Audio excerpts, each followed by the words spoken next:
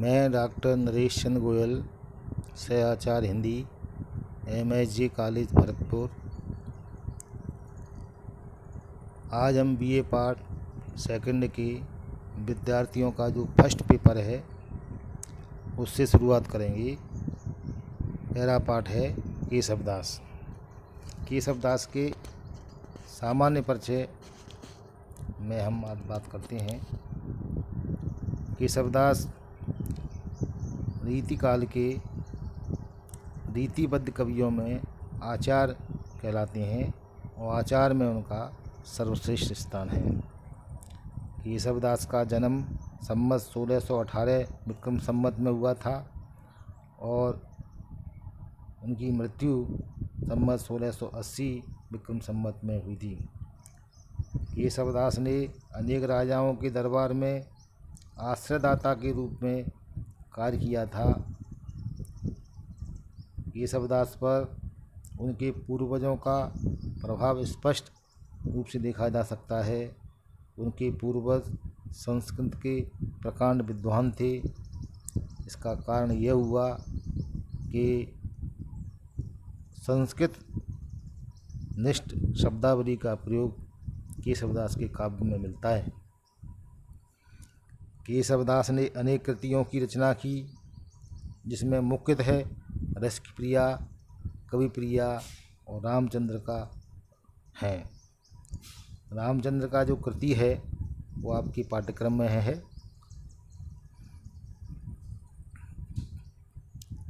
इसमें अतिरिक्त उन्होंने अनेक कृतियों की भी सृजना की।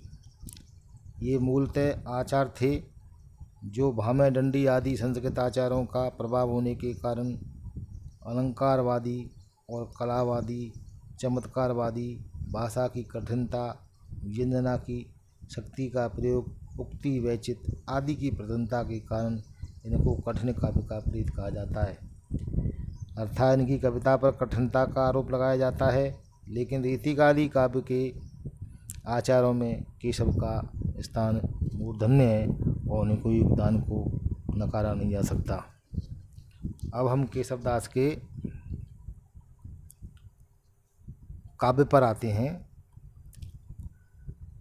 आपके पाठ्य पुस्तक में रामचंद्र का केशवदास की कृति है।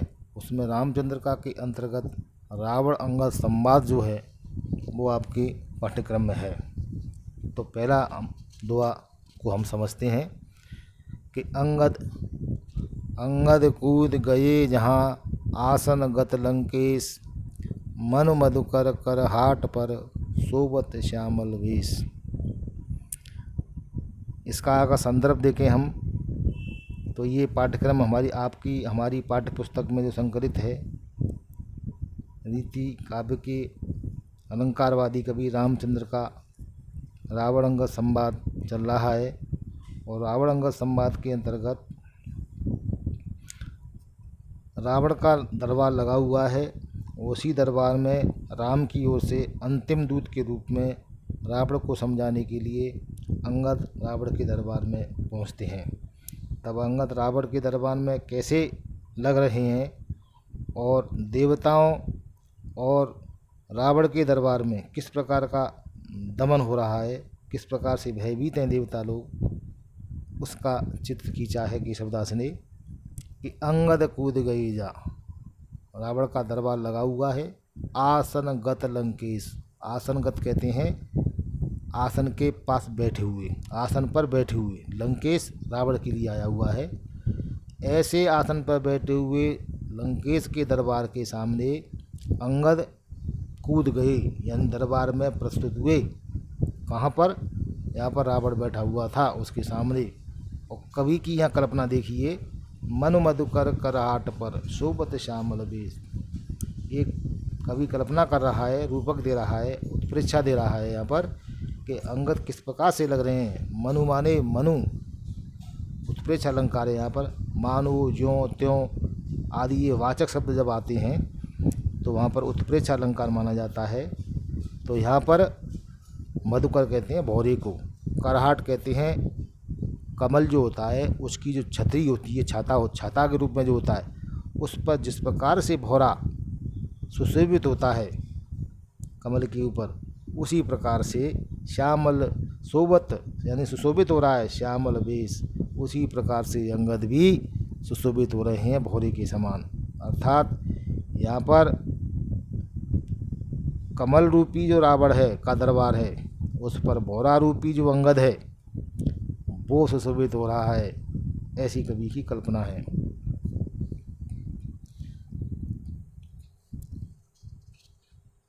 दूसरा, अब यहाँ पर प्रत्यारी का आगमन होता है। पढ़ो बिरंच मौन वेद जीव जीव सोर छंड रे कुबेर वेद कै कही न यच्छ भीर मेढ़ रे।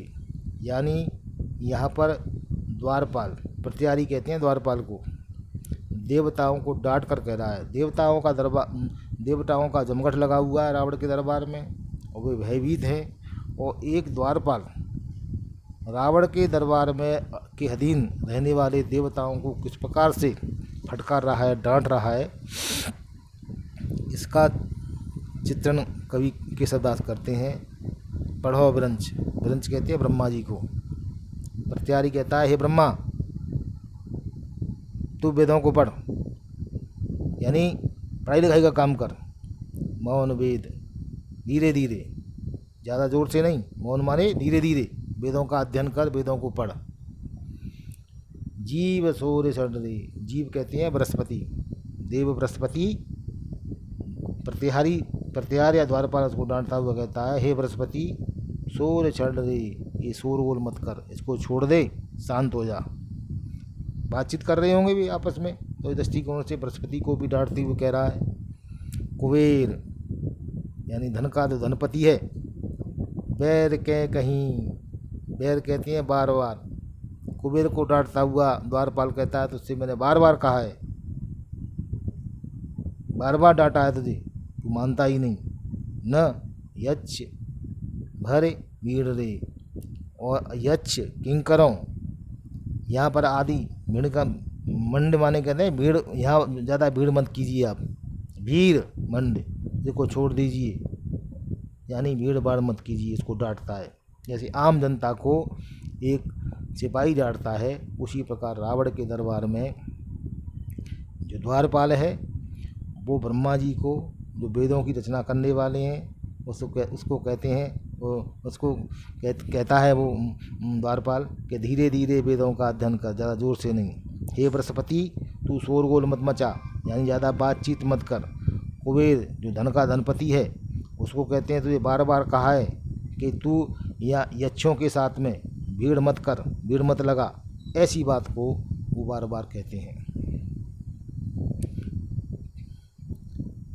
आगे प्रत्याहारी यानी द्वारपाल दिनेश, दिनेश कहते हैं सूर्य को, दिनेश दिग प्लस ईश, यानी दिशाएं ही का अधिपति, दिशाओं का अधिपति सूर्य कहलाता है। तो उसको डांटते हुए द्वारपाल कह रहा है, ये दिनेश जाए दूर बैठ, दूर जाकर कहीं बैठ जा तू, यानी शांत होकर दूर जाकर बैठ। सूर्य प्रकाश का प्रतीक है और रावण अंधेरे का प्रतीक है, बुराई का प्रतीक है। इस प्रकार से कहता है दूर जाकर बैठ कहीं पर।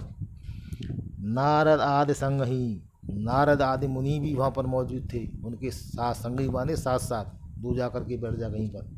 न बोल चंद, चंद्रमा भी मौजूद है वहाँ पर। चंद्रमा को भी डांटता हुआ द्वारपाल कह रहा है, चंद्रमा तू ज़्यादा मत बोल।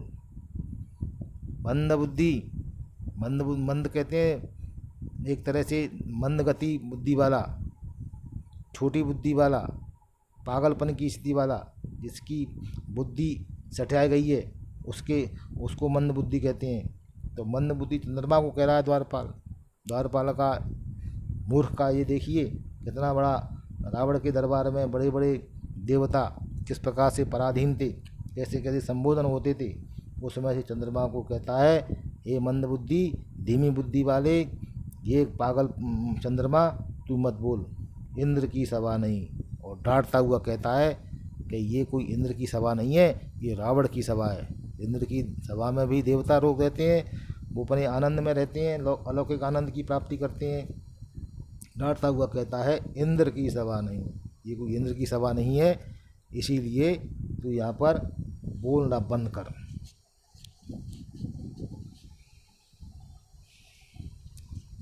अंगद यों सुनि बानी चित्त महारिष्यानी, ठेले के लोग अनेसे जाय सभा में बैसी।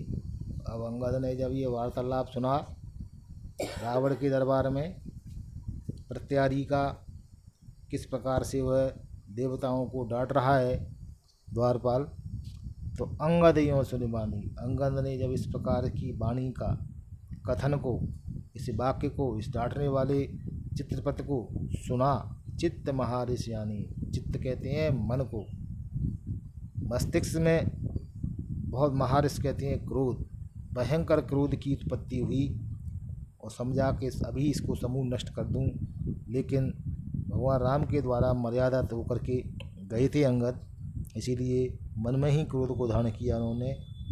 ठेल के लोग अनेसी, ठेल का कहते हैं धक्का दे करके लोगों को, अनेसे कहते हैं बुरे रावण के,